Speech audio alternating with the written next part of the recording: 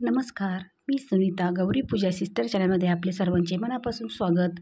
तर आज आपण सोलापुरी शेंगदाणे अशी चटपटीत चटणी करणार आहोत. खूप छान लागते आणि 1.5 ते 2 महिने आरामात टिकते. तर चला व्हिडिओला सुरुवात करूया. अशी लालसर अशी मस्त दिसतानाच खावीशी वाटणार अशी चटणी आपण आज करणार आहोत. तर चला आज शेंगदाण्याची सोलापुरी शेंगदाणे चटणी करायला सुरुवात करूया.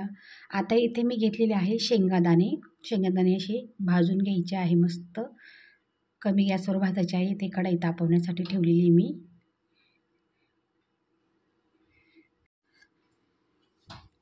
आता शेंगदाणे ना कमी गॅसवर कढईमध्ये कंटिन्यू हलवत राहायचे भाजण्यासाठी. कमी गॅसवर असे खरपूस शेंगदाणे भाजून घ्यायचे आहे. बघू शकता असे थोडे थोडे असे काळे डाग पडायला लागलेले आहे आता शेंगदाण्यांना. एकदम गॅस कमी ठेवायचा आहे. अजिबात असा जास्त गॅस वाढवायचा नाही. बघू शकता असे थोडे थोडे काळे डाग पडायला लागलेले आहेत. कमी गॅसवरच भाजायचे.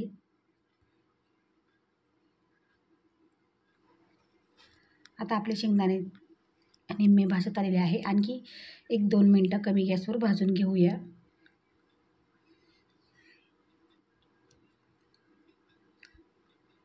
बघू शकता आता आपले शेंगदाणे जवळजवळ भाजतच आलेले आहे. आणि आता गॅस बंद करायचा आहे आणि तसेच शेंगदाणे आपले ठेवायचे आहे. आता बघू शकता असे शेंगदाणे आपले कढईतून बाजूला काढलेले आहे आणि थंड ठेवण्यासाठी ठेवून देऊया ताटामध्ये पसरून. आता इथे आपले शेंगदाणे थंड झालेले आहेत ना, तर त्याचे असे टरफलं काढून घ्यायचे चुरगळून. सर्व टरफले काढून घ्यायचे आहे आणि शेंगदाणे आणि टरफले बाजूला वेगळे करून काढायचे आहे. बघू शकता असे शेंगदाण्याचे टरफले काढलेले आहे मी. आता ही शेंगदाण्याचे टरफलं काढलेले आहे ना, तर ते परत आता आपण एका कढईमध्ये परत गरम करणार आहोत. जसे आपण भट्टीमध्ये असे खरपूस भाजले जातो ना शेंगदाणे, तसे त्या प्रकारे भाजायचे आहे.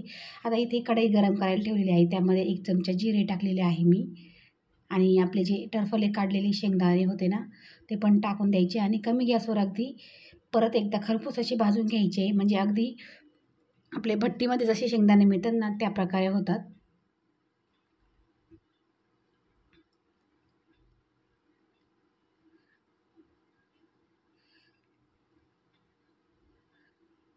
आणि गॅस कमीच ठेवायचा या वेळेला.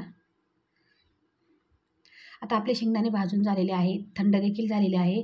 ते मिक्सरमध्ये काढून घेतलेले आहे मी आणि त्यामध्ये टाकलेले आहे चवीनुसार मीठ. येथे मी 1 चमचा मीठ टाकले आणि 1.5 चमचा लाल तिखट टाकलेलं आहे.